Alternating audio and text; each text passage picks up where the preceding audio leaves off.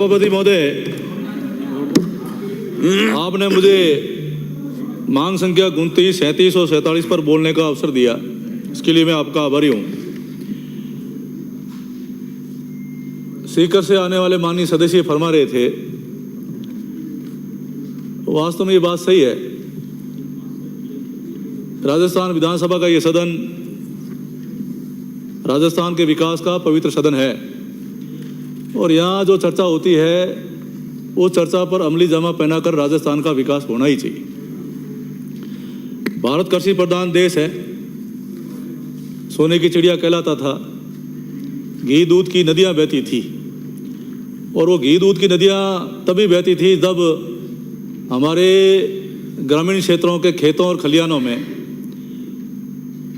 उष्ट वंश, गाय वंश, भैंस वंश, बकरी वंश, भेड़ वंश, पशुधन बहुतायत रहता था और बहुतायत होता था। और ग्रामीण क्षेत्रों में गांव की जो अर्थव्यवस्था थी वो कृषि और पशुपालन पर निर्भर थी और वही काम हुआ करता था। तो हमारे तो उस समय जिनके पास एवड़ है, भेड़ वंश है और पशुधन बहुतायत होता था, उनके यहाँ ही हम हमारे विवाह शादियाँ भी करते थे कि ये परिवार संपन्न है। जैसलमेर से आने वाले माननीय सदस्य हंस रहे हैं, ये बात सही है कि 500 एवड़ है इन वास्ते इन्हें घरे टापर दे। तो वो जमाना देखा और वास्तव में इतने बड़े बड़े हमारे पूर्वजों ने ओण छोड़े, गोचर छोड़े, चारागाह छोड़े। उन ओण में, गोचर में, चारागाह में सेवन बढ़िया घास आज भी होती है और वो घास जो गायें चरती थी और उस घास का जो घी आता है वो वास्तव में सोना है और ऐसा घी तो पूरे विश्व में नहीं मिलता, वैसा सेवन गाय का घी होता है। तो अब स्थितियाँ ये हो गई कि जो मुंह से बोलकर नहीं कह सकते, उनकी आवाज़ अगर कोई बन सकते हैं तो हम बन सकते हैं। और मैं कहना चाहूँगा कि आज जो हालात हैं उन हालातों में तो सिंथेटिक की नदियाँ बहती। आज बड़े बड़े समारोह होते हैं और बड़े बड़े घी के टीन आते हैं, पता नहीं घी आता कहाँ से है और दूध आता कहाँ से है, इतने तो गोवंश रहा ही नहीं। इसलिए मैं कहना चाहूँगा कि आज के जो हालात है उन हालातों में हिंदुस्तान के अंदर 246 ग्राम दूध प्रति व्यक्ति और राजस्थान में 408 ग्राम दूध प्रति व्यक्ति रह गया, लेकिन प्रदेश का हिस्सा 10% है और आने वाली 21वीं सदी में 50 ग्राम प्रति व्यक्ति ही दूध मिलेगा। ये हालात हो गए। इसलिए भगवान भगवान का जो नाम पड़ा वो नाम इसलिए पड़ा कि इंद्र भगवान की कोप दृष्टि ब्रज पर पड़ी, बारिश खूब हुई, गायें बहने लगी। उस समय गिरिराज को, गोवर्धन पर्वत को भगवान श्री कृष्ण ने एक अंगुली पर उठाकर गायों की रक्षा करी और गायों ने भगवान का अभिषेक किया, इसलिए वो गोविंद गोपाल कहलाए। कहते हैं मंदिर मस्जिद दूर है, कठिन जाप हरि नाम, श्री चरणों में गाय के बसते चारों धाम।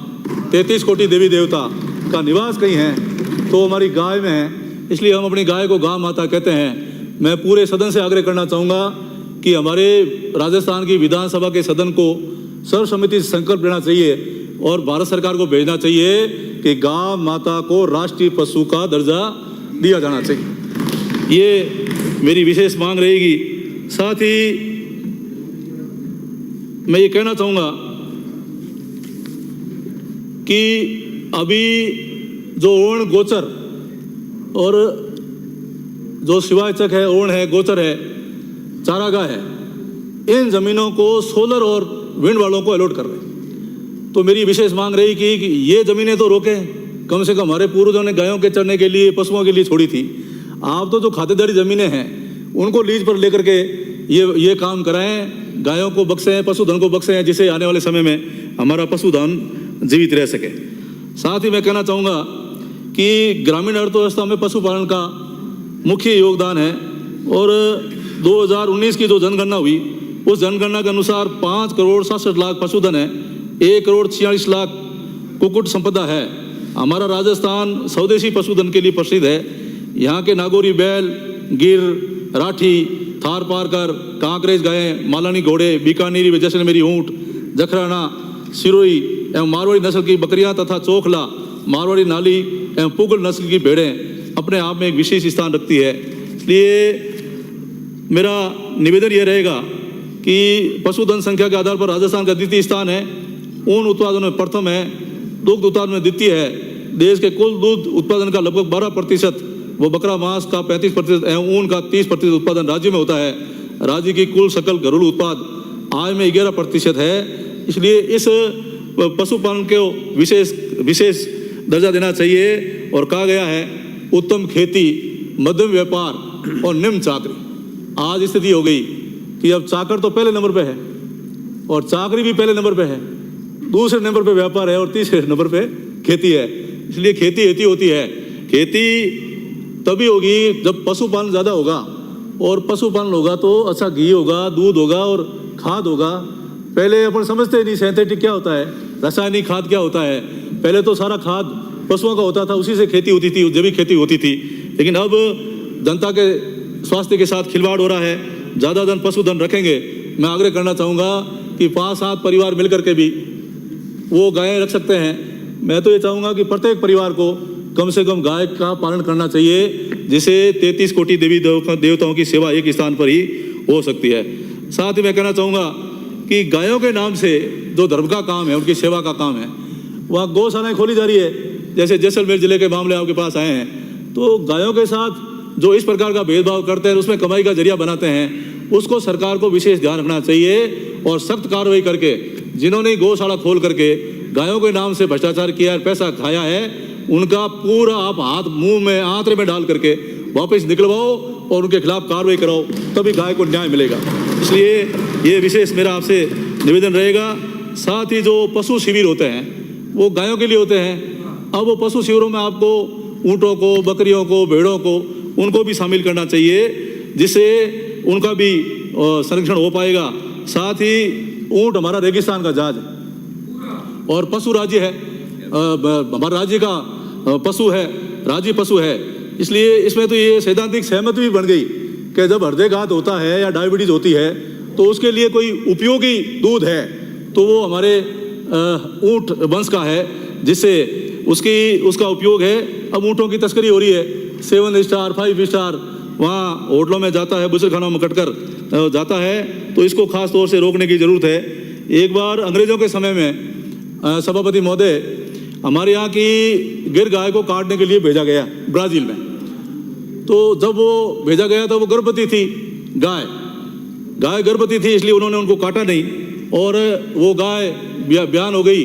और बयान होने के बाद में उसका दूध उनको अच्छा लगा, तो एक अंतर्राष्ट्रीय प्रतियोगिता हुई दूध के लिए कि भाई किसका दूध अच्छा होता है। उस प्रतियोगिता में पहले नंबर, फर्स्ट, सेकंड और थर्ड अगर कोई आई थी, हमारी गिर गाय आई थी। आज इतना हमारा गिर गाय का, थार पारकर का, हमारी राठी गाय का, नागौरी गाय का, साहिवाल गाय का इतना महत्व है। इसलिए राजस्थान के अंदर देसी गाय का पालन होना चाहिए और देसी गाय के नस्ल में सुधार आप करेंगे।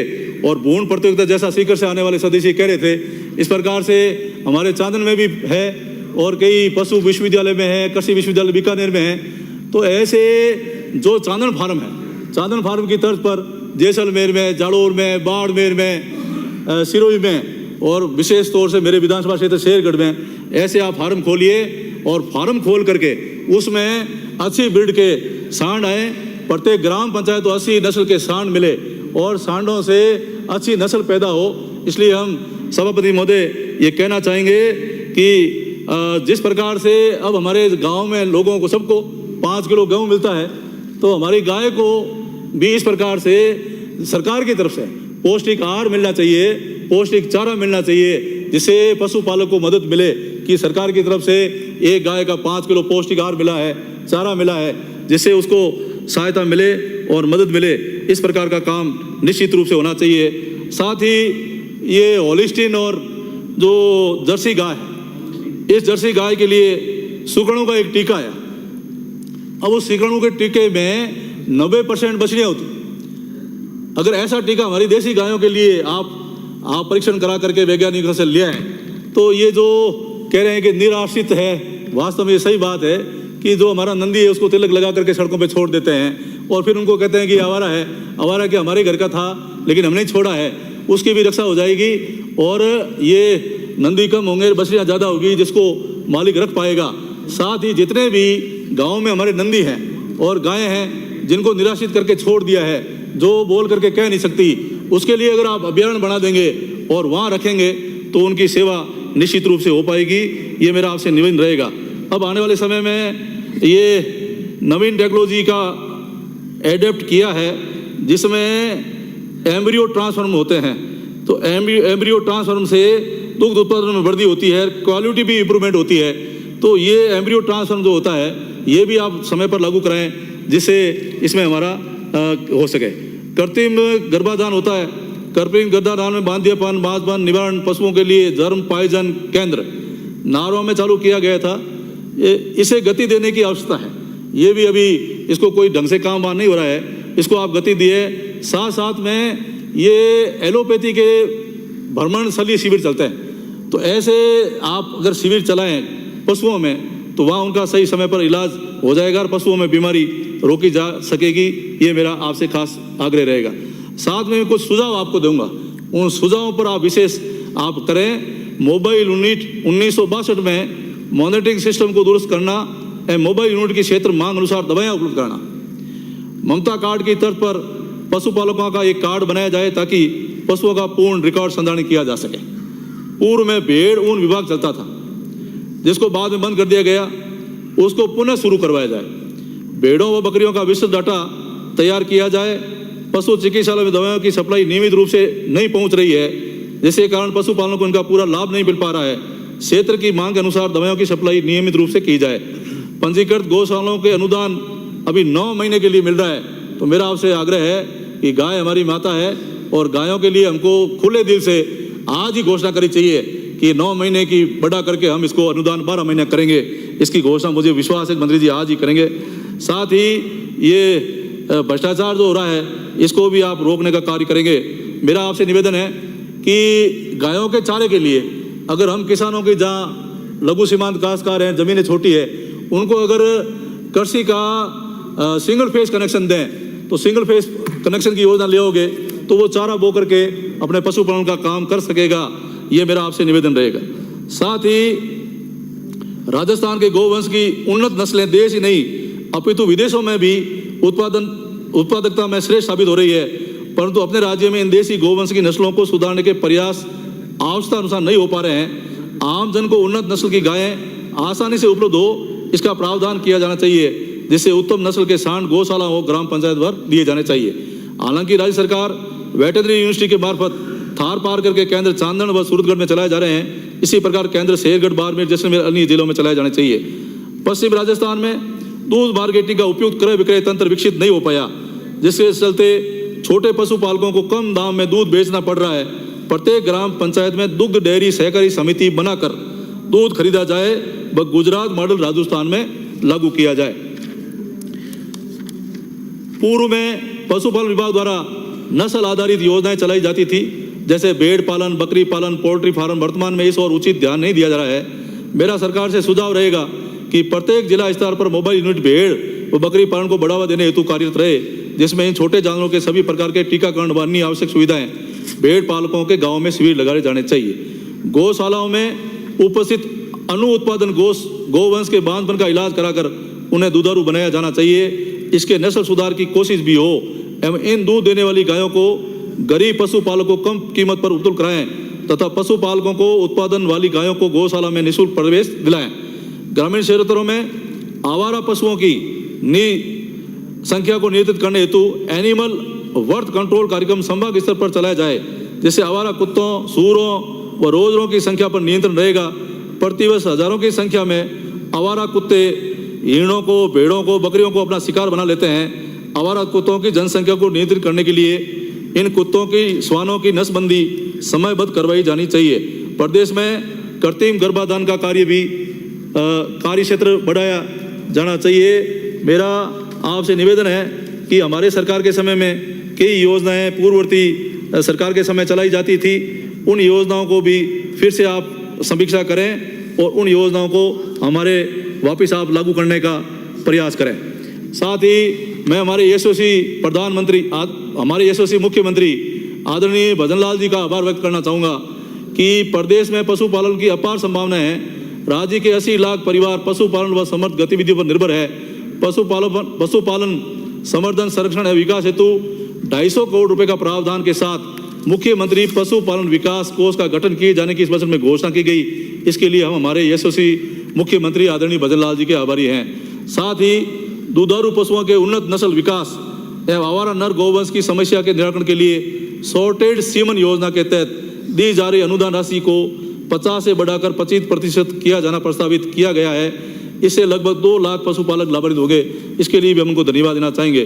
प्रदेश में पशु चिकित्सा सुविधाओं के विस्तार के लिए 125 पशु चिकित्सकों तथा 525 पशुधन सहायकों के नए पदों का सृजन किया जाएगा।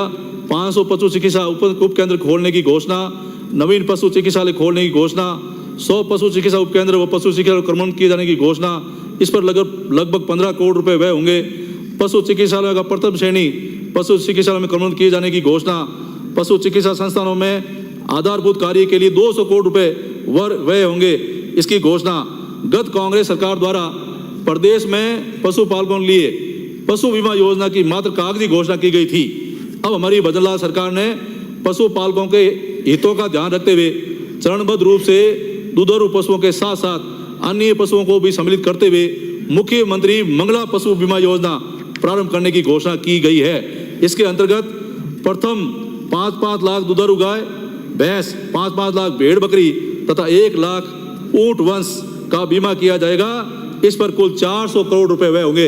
इसके लिए हम हमारे मुख्यमंत्री जी के आभारी हैं। पहले पशुपालकों की सुविधा के लिए प्रदेश के 7 जिलों में राज्य स्तरीय पशु मेला आयोजित किया जा रहे थे, अब सभी जिलों में आयोजित करेंगे। इसके लिए भी हम आपके आभारी हैं। ऊंट संरक्षण और विकास मिशन शुरू किया जाएगा। ये इस बार हमारे पशुपालन का विशेष ख्याल रखा गया है। पहली बार ऐसी बड़ी घोषणा की गई है, तो इससे हमारे पशुपालन को बढ़ावा मिलेगा। साथ ही मैं निवेदन करना चाहूँगा, हमारे विधानसभा क्षेत्र शेरगढ़ में भी, मेरे विधानसभा क्षेत्र शेरगढ़ की पंचायत समिति मुख्यालय शेखाड़ा में मिगनेटरी पशुपालकों हेतु आवासीय विद्यालय स्वीकृत करवाना। चाबा, तेना, सुवाड़िया, धीरपुरा, बैड़वा, खतरिया, कनोडिया, पुरोहितान, देवातु एवं लोड़ता हरिदासों को पशु उपकेंद्र से पशु चिकित्सालय में क्रमबद्ध करवाना। प्रथम श्रेणी पशु चिकित्सालय शेखाड़ा को कार्यालय उप निदेशक पशुपालन विभाग में क्रमबद्ध करवाना। प्रथम श्रेणी पशु चिकित्सालय बालेश्वर, शेरगढ़, डागोड़ई, नाथरऊ एवं शेखाड़ा के जर्जर भवनों की मरम्मत करवाना। पशुपालन विभाग के पुराने भवनों का सर्वे कराकर किसी उपयुक्त संस्था द्वारा मरम्मत कार्य करवाया जाए। पशु चिकित्सकों के रिक्त पद भरे जाएं। पशु चिकित्सालय परिसर बालेश्वर में पशुधन सहायक प्रशिक्षण कॉलेज की स्थापना की जाए। आयुष में भी ब्लॉक आयुष चिकित्सालय शेखाड़ा के लिए जमीन आवंटित हो चुकी है, परंतु अभी तक स्वीकृत नहीं हुआ है। मेरा मंत्री जी से निवेदन रहेगा कि ब्लॉक आयुष चिकित्सालय का भवन निर्माण किया जाए। ब्लॉक आयुष चिकित्सालय शेखाड़ा में 18 पद स्वीकृत है, उसमें से केवल मात्र 4 कार्यरत है एवं 14 पद रिक्त है, इनको भरा जाए। विधानसभा क्षेत्र शेरगढ़ के अधिकांश आयुर्वेद चिकित्सालय के स्वयं के भवन नहीं है एवं अधिकांश पद भी रिक्त है। भवनविहीन चिकित्सालय के भवन निर्माण एवं रिक्त पदों को भरा जाए। शेखाड़ा में जिला आयुष चिकित्सालय खोला जाए। आयुर्वेदिक चिकित्सालय में नियमित रूप से दवाएं सप्लाई नहीं होती है, जिसके कारण ओपीडी कम रहती है एवं लोगों को पूर्ण लाभ नहीं मिल पा रहा है।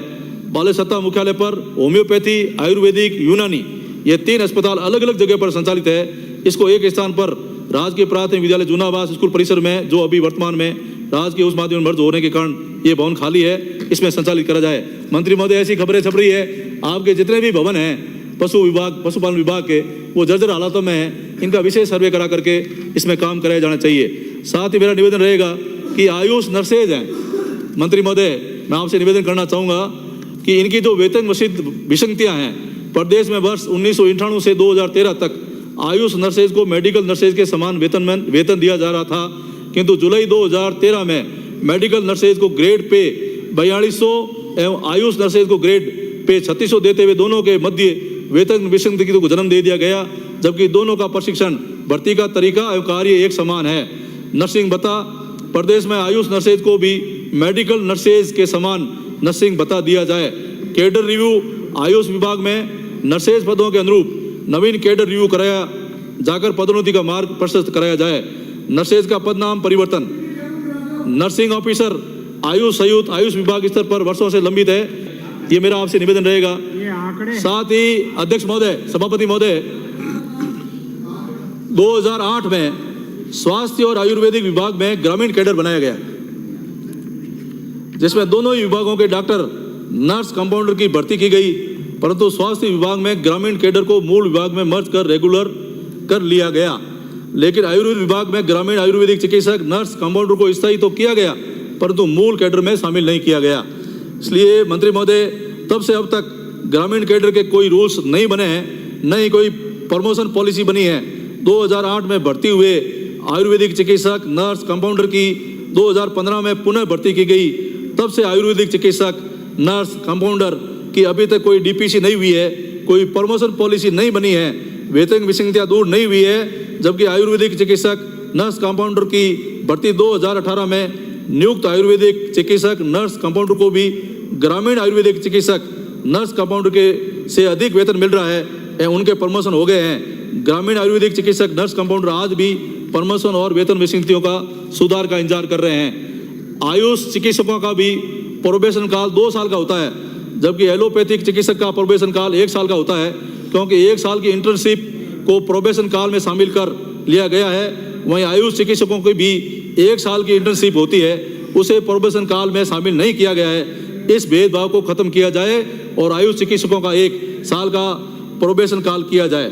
एलोपैथी चिकित्सक की तरह एनपीए, नॉन प्रैक्टिस अलाउंस 62 वर्ष का कार्यकाल और डीपीसी 6, 12, 18 वर्ष पर हो, ये मेरा खास निवेदन रहेगा।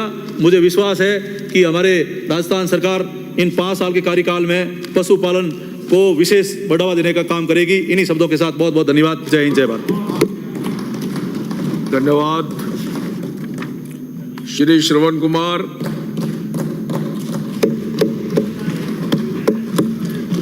माननीय सभापति महोदय,